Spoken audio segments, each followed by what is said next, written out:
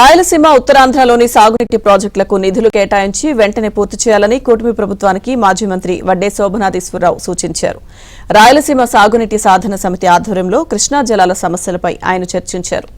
ఎన్టీఆర్ సీఎంగా ఉన్న సమయంలో శంకుస్థాపన చేసుకున్న ప్రాజెక్టులు ఇంకా పూర్తి కాలేదని, వాటిని వెంటనే పూర్తి చేయాలని సీఎం చంద్రబాబును కోరారు.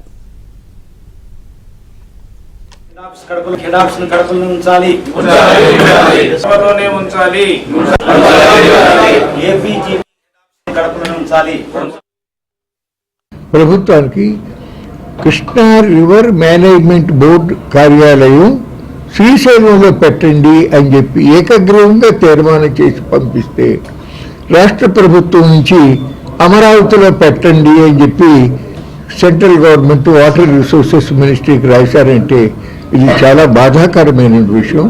ఇది సరైన నిర్ణయం కాదు. దయచేసి ముఖ్యమంత్రి గారు ఉపసంహరించుకోండి.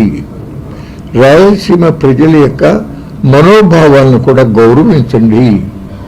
రాష్ట్రంలో అన్ని ప్రాంతాలలో ప్రజలకి కూడా ఒక ఆత్మసంతృప్తి కలిగే విధంగా వ్యవహరించాల్సిన అవసరం ఉంది. ఏకపక్షంగా మీరు నిర్ణయాలు తీసుకోవటం ఎంత మాత్రం కూడా తగదు.